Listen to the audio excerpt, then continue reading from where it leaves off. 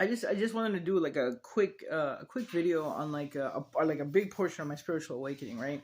And I want to talk about where I lived for starters, and then I think that generally this is sort of overall my purpose, and I just want to tell like I just want to tell this to, like, traditional Christians, or Jewish people or Muslims, if you happen to be hearing this, like a spiritual awakening is not a demonic possession. It isn't like an evil thing, but you do have like a lot of spiritual challenges to getting to that point where you're at peace. And I'm not through it, like I'm going through my own challenges right now, and the thing that I find myself fighting for the most is the concept of God and this twin flame thing. And I think that I'm supposed to let go of this, so the concept of God, like for me, like I keep hearing that God is a negative thing, but it's not. Like, God is not a negative thing, everything is about perspective and how we interpret the Bible and all this stuff.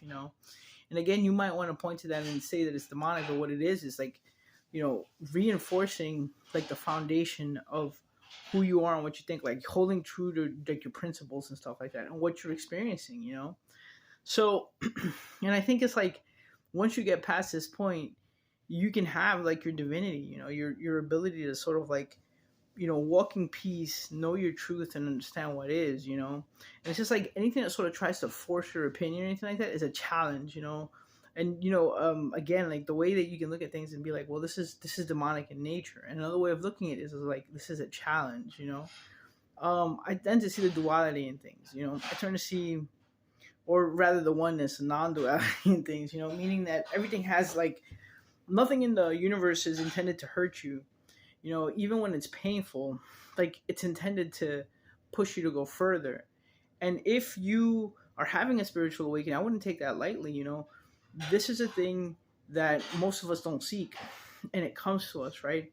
So we're given all this extra wisdom and understanding about the nature of the universe and God, and a lot of people have very similar concepts across many different religions. We have slightly different interpretations, but there's a oneness to it, an understanding about what the nature of God is, like love, trajectory, moving over, moving over, love, trajectory, moving over. I don't know exactly what that means, but anyway, I said it. So I just wanted to talk about when this initially started happening, when it started happening to me. Like, I was living in downtown Seattle in this building, actually, that has like a church in the first floor. So it was just kind of an interesting scenario, because sometimes you'd come downstairs and this was a low income building, because I had just like gotten off the streets and had just been released from incarceration. So this is the first place I moved into. I didn't have an income or a job or anything like that, and I had a felony conviction.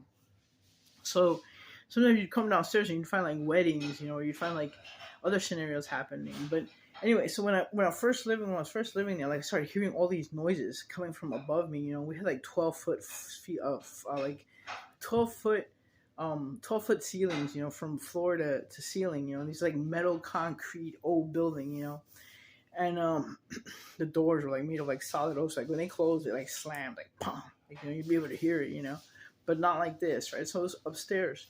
I would hear like rumbling, like in the middle of the night, like rumbling, tossing, and like imagine that though. Like, you live in a concrete building with big old oak doors, from above you, you're hearing like these loud sounds, like things being like thrown around above your head, And this started all of a sudden. I lived there like, I was gonna say 13 years or something like that. So it was 9 or 7 years, and I never heard anything like this. But I start hearing these sounds up there, boom, boom, boom, right?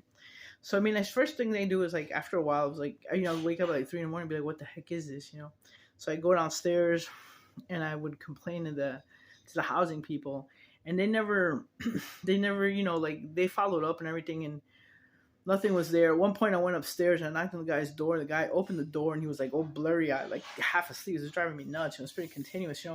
He's half asleep.